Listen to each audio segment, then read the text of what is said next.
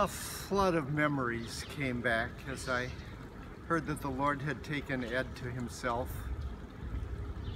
I suppose my first memories actually go back to 1972-73 when I came to the Center for Reformation Research.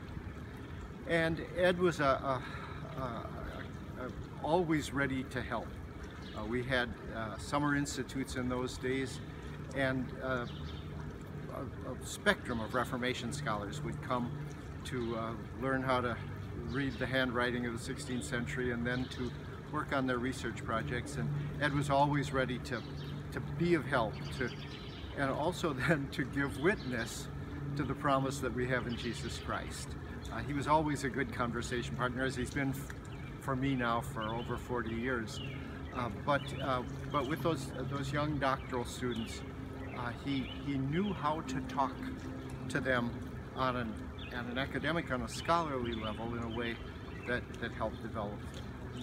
I remember a most pleasant evening one time at the end of the 70s, early 80s. It must have been right at the end of the 70s, when Ed and Marie sat on our front porch into the wee hours of the night in St. Paul.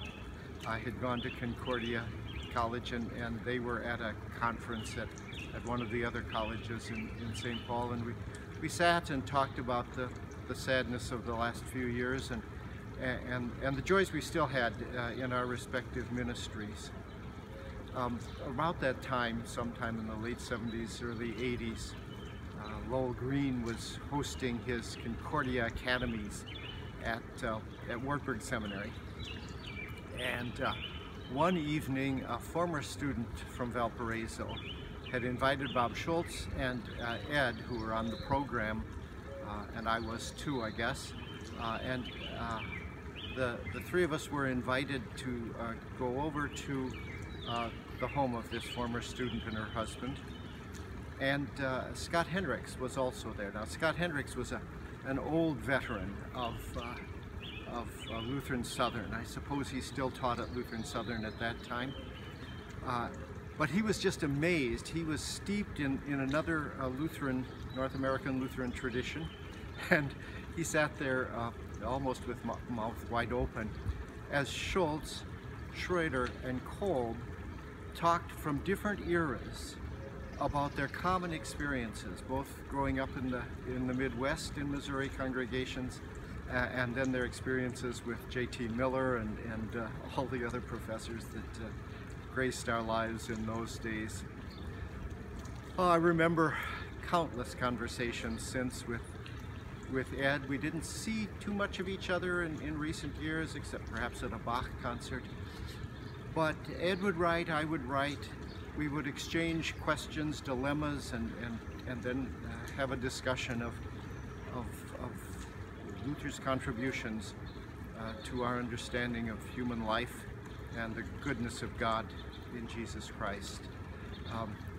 The thing I liked about Ed's questions were that I could generally give him an answer. It wasn't maybe always exactly the right answer, but we could at least keep the conversation going. So many questions I get about Luther, I have no idea where this particular quotation came from.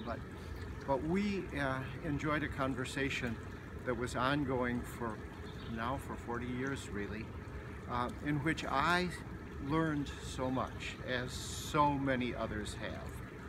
When I was at Lutheran Southern lecturing a couple of months ago, I ran into a Crossings veteran who praised Ed and Bob for all that they have given through Crossings.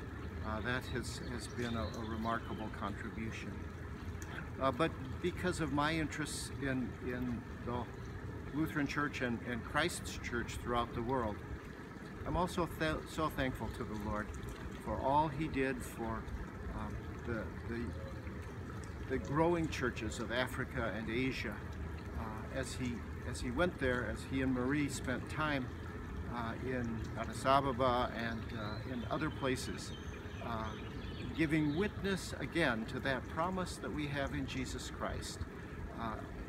Ed had worked his understanding of the promise into a mission theology that enriched missiologists throughout the United States and far beyond, but then also enriched the churches in Malaysia, in Ethiopia, and many other lands.